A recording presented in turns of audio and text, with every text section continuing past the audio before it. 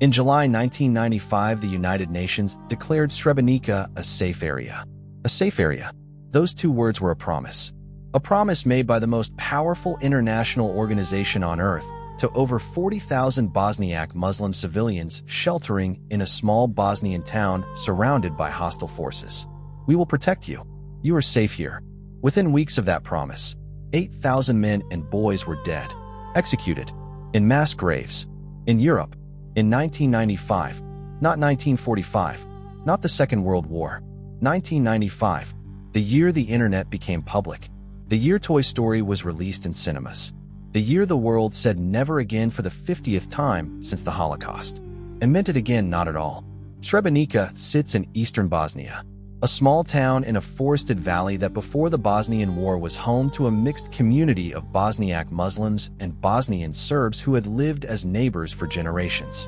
When Yugoslavia collapsed in the early 1990s, that coexistence collapsed with it. Bosnian Serb forces, backed by the government of Slobodan Milosevic in Belgrade, began a campaign of ethnic cleansing across eastern Bosnia. Village by village, family by family, Bosniak Muslims were driven from their homes, their villages burned, and their communities destroyed. By 1993, Srebrenica's population had swollen from 9,000 to over 40,000. Refugees who had fled the surrounding ethnic cleansing crowded into a town that could barely sustain a fraction of them. And the United Nations watched. And the United Nations declared Srebrenica a safe area and sent 400 Dutch soldiers to protect 40,000 civilians. 400 soldiers. For 40,000 people. One soldier for every 100 civilians. The Dutch battalion, called Dutch Bad, arrived in Srebrenica in 1994. Their commander was Colonel Tom Carmans. He was given an impossible task with inadequate resources and no clear rules of engagement. When Bosnian Serb forces under General Ratko Mladic began their final offensive on Srebrenica in July 1995, Carmans requested NATO airstrikes. Repeatedly, the requests were delayed. Bureaucratic processes, authorization chains, paperwork, while 40,000 people waited to see if the most powerful military alliance in history would send aircraft to enforce its own promise. The airstrikes came too late and too limited. On July 11, 1995, Srebrenica fell. General Ratko Mladic walked into the town in his military uniform. He was filmed handing candy to Bosniak children. He smiled for the cameras. He said, "The time has come to take revenge on the Turks." And then the killing began. On July 12th, at the UN base at Potocari, where thousands of Bosniak civilians had sought protection, Bosnian Serb soldiers began separating the men and boys from the women and children. Dutch UN peacekeepers stood at the perimeter and watched. They did not intervene. Some handed men from inside the UN compound to Bosnian Serb soldiers outside the gate. The Netherlands would later be found legally liable in its own Supreme Court for the deaths of 350 men handed over by its peacekeepers. The men who were separated at Potocari were loaded onto buses and trucks. Their families watched them go. Most of those families never saw them again. Between 12,000 and 15,000 Bosniak men and boys attempted to escape through the forest. They walked at night through dense woodland trying to reach safety in Tuzla. Bosnian Serb forces ambushed them in the forest. Thousands were killed in the trees.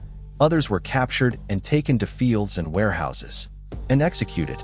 8,372 men and boys killed in 11 days. The youngest identified victim was 14 years old. The oldest was over 70. The bodies were buried in mass graves. Then Bosnian Serb forces brought in bulldozers. They dug up the mass graves, moved the bodies to secondary graves, then to tertiary graves, to scatter the evidence, to make identification impossible, to make counting impossible, to make the genocide deniable. It did not work. American reconnaissance satellites photographed the disturbed earth. Forensic investigators from around the world came to eastern Bosnia and began the work of finding the graves and identifying the dead. That work is still happening today, nearly 30 years later. Remains from secondary graves are still being matched to family members through DNA analysis. 30 years later, mothers are still burying their sons.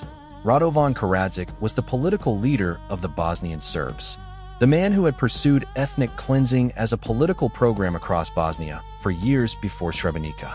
After the war, he lived in Belgrade under a false identity as an alternative medicine practitioner for 13 years, while international arrest warrants were outstanding, while Bosniak women organized and marched and demanded justice. He was finally arrested in 2008, convicted by the International Criminal Tribunal for the former Yugoslavia in 2016, sentenced to 40 years. General Ratko Mladic, the military commander who walked into Srebrenica, handed out candy to children and then ordered 8,000 of their fathers and brothers to be executed, lived in hiding in Serbia for 16 years. Protected, he was arrested in 2011, convicted in 2017, sentenced to life imprisonment. Both convictions confirmed Srebrenica as genocide under international law, not a war crime, not ethnic cleansing, genocide. But here is what the convictions did not fix. The Dutch soldiers who handed men from the UN compound to Bosnian Serb soldiers, none of them were prosecuted. The NATO commanders who delayed the airstrikes while people were being loaded onto buses, none of them were prosecuted. The Western governments that continued to negotiate with Karadzic and Mladic as architects of the genocide while the killing was happening, none of them have been held accountable. The promise of the UN safe area was broken, not by accident, by the combined failure of every institution that was supposed to prevent exactly this. The United Nations, NATO, the Dutch military, the wider international community, they all knew, in real time, and 8,000 men and boys died in a place the world had promised was safe. Do you want us to keep naming every person who gave orders that led to these deaths? Radovan Karadzic designed the ethnic cleansing program. Ratko Mladic commanded the forces that executed 8,000 people. Both convicted, both named. Comment yes below if you want every name in every future video.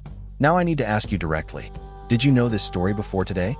Did you know that the genocide happened inside a United Nations designated safe area? Did you know that Dutch peacekeepers were found legally liable by their own country's Supreme Court? Did you know that remains of victims are still being identified and buried today, nearly 30 years later? Drop your answer in the comments right now. Tell me where in the world you are watching from. Because this happened in Europe, in 1995, in a place the world had specifically promised to protect, and the world failed. Share this video right now. Someone in your life thinks genocide is something that only happened in the distant past. Show them 1995. Show them the UN safe area sign. Show them the 8,000 white headstones at Potocari. Subscribe to our YouTube channel. Search official The Odd Archive and turn on notifications. Follow us on TikTok. Search official The Odd Archive. Because the next story we are dropping, the people responsible were celebrated as heroes by their own government while the bodies were still being moved between graves. And the evidence is in their own victory speeches.